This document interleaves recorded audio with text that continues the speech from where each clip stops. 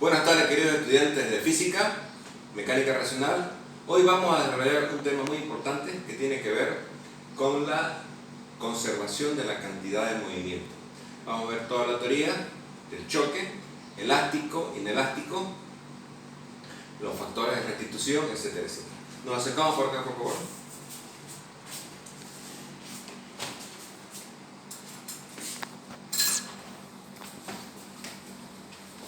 Tenemos nosotros entonces conservación de la cantidad de movimiento. La cantidad de movimiento de un sistema de partículas es constante cuando la impulsión de la fuerza es nula. Ese es el principio. Choque. El fenómeno de la colisión es el fenómeno de la colisión entre dos cuerpos. Tenemos un cuerpo de masa A, un cuerpo de masa B, ambos viajando a una velocidad A o una velocidad B. En un momento se encuentran, se chocan y cada cuerpo agarra una propia velocidad. Estamos hablando de un cuerpo, de un choque en una dimensión, en dos dimensiones diferentes.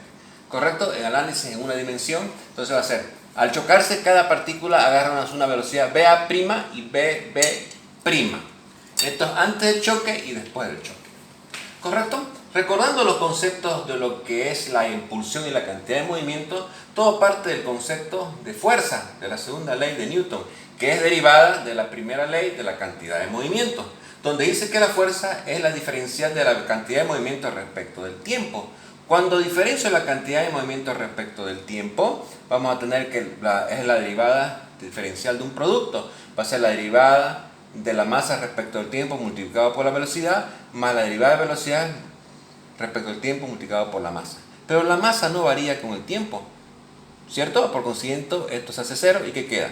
Queda que la fuerza, por definición, va a ser la masa por la diferencial de la velocidad respecto del tiempo. Y la variación de la velocidad respecto del tiempo, o la derivada o la diferencial de la velocidad respecto al tiempo, no es más que la aceleración.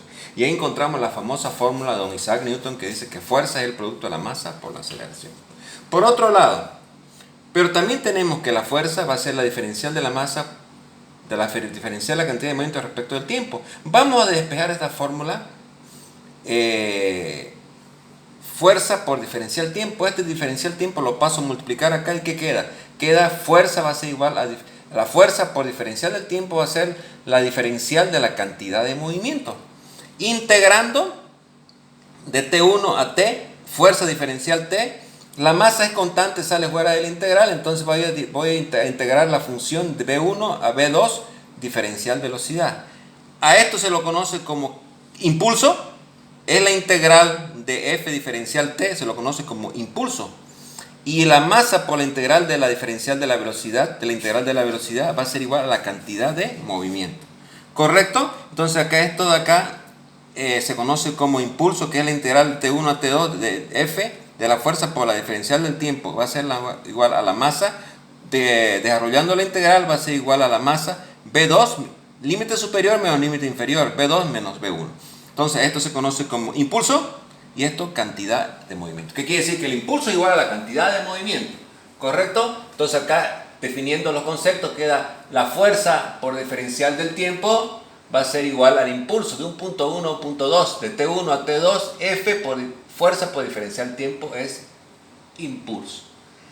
Expresando vectorialmente en R3 tenemos nosotros que el impulso de T1 a T2, esta fuerza se descompone en tres componentes X, Y, Z. F de X, Fx con vector unitario Y, Fy vector unitario J, Fz vector unitario K por diferencial del tiempo. Separando, entonces vamos a tener que el impulso de un punto 1 a un punto 2 va a ser el vector unitario fuera de la integral, Fx diferencial t de T1 a T2 más J la integral de T1 a T2, Fy diferencial t más K la integral de T1 a T2, Fz diferencial z. ¿Correcto? Es la expresión vectorial en el espacio del impulso. ¿Correcto? Por otro lado, tenemos que de la ecuación de la cantidad de movimiento es igual, la presión quiero decir del impulso es igual a la cantidad de movimiento. ¿Correcto?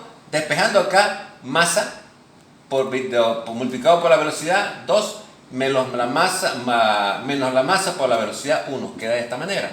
Entonces, agrupando, pasando al primer miembro, la cantidad de movimiento inicial va a ser igual a la masa por B1. Esto lo paso al primer miembro y ¿qué queda? La cantidad de movimiento inicial por el impulso va a ser igual a la cantidad, a la cantidad de movimiento final, en este caso a la velocidad que desarrolla la partícula después del choque.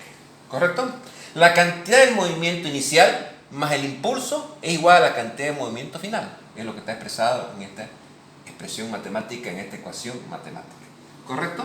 Entonces cuando tenemos un choque elástico, ¿qué quiere decir un choque elástico? Tenemos una partícula de masa A, una partícula de masa B viajando a una velocidad VA, BB.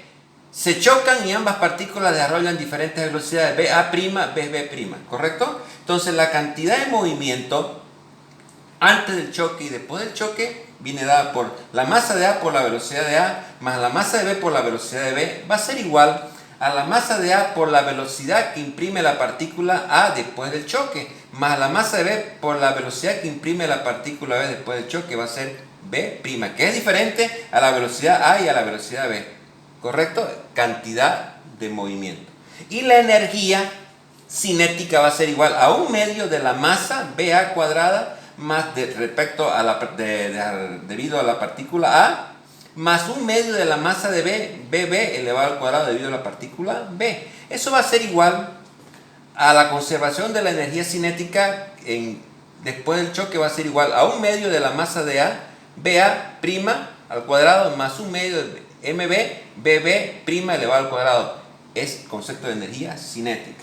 ¿Correcto? En 1 tenemos nosotros, de esta expresión 1 vamos a agrupar términos. ¿Correcto? Vamos a agrupar los términos de A y A. Por consiguiente queda A factorizo BA menos BA'. Va a ser igual a B que multiplica a B' menos BB. ¿Cierto? De la ecuación 2 hago lo mismo. Factorizo MA, el 1/2 se va con 1/2 y factorizo, los 1/2 se van, quiero decir, ¿y qué queda? MA, BA al cuadrado menos BA' elevado al cuadrado. Va a ser igual a MB, BB' elevado al cuadrado menos BB elevado al cuadrado. Ahora vamos a dividir 2 dividido entre 1. Entonces, si dividimos la expresión 2 de acá de la ecuación, vamos a tener MA, BA cuadrado menos BA' elevado al cuadrado. Va a ser igual a BB, MB quiero decir B' elevado al cuadrado menos BB elevado al cuadrado, dividido entre la expresión 1 que corresponde a la cantidad. Esta es la energía cinética y esta es la cantidad de movimiento. ¿Qué se van? Se van las masas.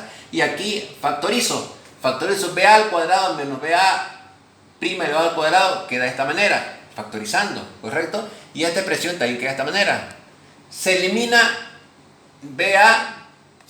con BA menos BA', se eliminan y ¿qué queda? Quedó BA más BA' es igual a BB' más BB.